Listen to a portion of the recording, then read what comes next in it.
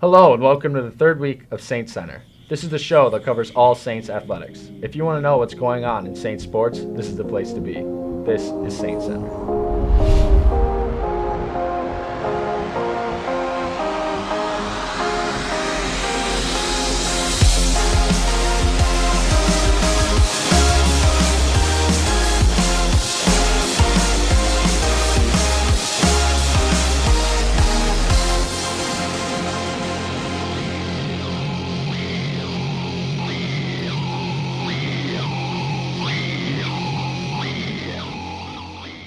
All right, on to men's soccer. The Saints have had their fair share of post-regulation games, but most have ended in a tie. On Saturday, the men traveled to play against McAllister.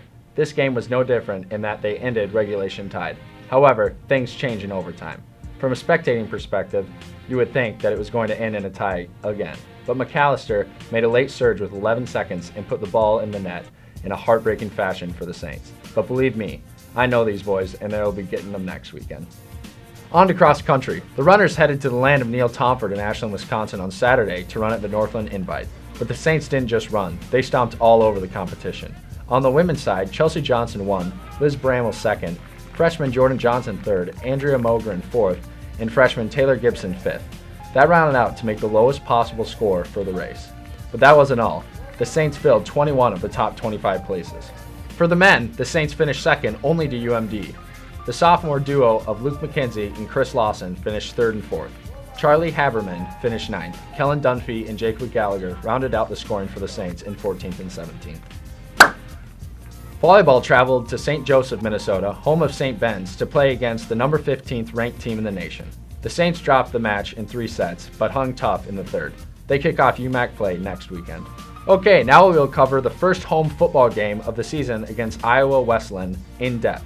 The Saints played at UMD Field on Saturday, finishing just before the storm rolled in. But believe me, the Saints brought a storm of their own. The first drive for the Saints was capped off by a touchdown pass complete from Harper to Gebhardt. Wesleyan responded by knocking in a 32-yard field goal to make the score 7-3. Jake Jensen led the next Saints drive down the field and finished it off with a 7-yard touchdown rush. The point after by Theismann was good, 14-3. The next drive, Harper found Gebhardt in the end zone for the second time of the day. Theismann tacked on another point, then shortly after tacked on 3 more by booting in a 42-yard field goal. The score remained 24-3 through the end of the first half. The second half started with the Saints converting a few third down and long situations. Most notably, Harper found Gebhardt on 3rd and 26 for a 27-yard pass. How perfect. That drive ended when Harper found Mitch O'Neill for a 20-yard touchdown pass. Harper again found Gebhardt for the third time for a 19-yard touchdown pass to make the game 38-3 at the end of the third quarter. A tricky handoff that mixed up our videographer, Chris, allowed Chris Gessard to sneak away and sprint down the field, breaking a few tackles for a 73-yard run. This set up Theismann for another 3-pointer, complete. Later in the game, Cogdale sacked the Wesleyan quarterback, which got the crowd fired up. The next Saints drive, Gassart got his touchdown rush from 37 yards out to complete the scoring for the Saints. Wesleyan scored a late touchdown to finish the game score off at 47-10 in favor of the Saints. Alex Mangan led the Saints defense in tackles with 6.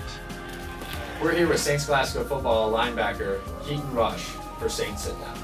Hi Keaton, welcome to the show. Do you have any pre-rituals or any pre-game rituals, I should say, that you like to go through when preparing for a football game? Well, other than a couple bags of popcorn that I usually go through, I like to butter up my skin. I like to keep it oily when I'm in the game. So, yeah. So the hands are nice and slick? Yeah, because, sometimes I drop the ball occasionally. All right. Well, thank you, Keaton Rush, for being on the show, and good luck with your season. Hey, thanks. Sorry, man, It happens. Good luck with your season. All right, I'll get up after. I'm sorry. Next weekend is unusual for Saints athletics. The only home event is the baseball team scrimmaging at Wade Stadium on Saturday at noon. And if you're interested in following the traveling Saints, there are a few ways. You can physically go with them, which might be difficult, or you can watch online, as Saints Sportsnet makes it very accessible. You can follow everything at csssaints.com. You can stay updated with football when they travel to Crown on Saturday, or with volleyball as they kick off UMAC play in the Twin Cities on Friday at 5 p.m. and Saturday at 1 p.m. versus Northwestern and North Central. Cross country runs at St. Olaf Invite in Northfield, Minnesota on Saturday morning. Men's soccer plays at Crown on Saturday and at Minnesota Morris on Sunday. Women's soccer follows them, playing the Crown and Minnesota Morris as well. Well, that wraps up the third week of SaintsCenter. This is where you find Saints athletics. This is where you watch yourself, family members, your friends. This is SaintsCenter. Signing off, John Wesson. Take it easy.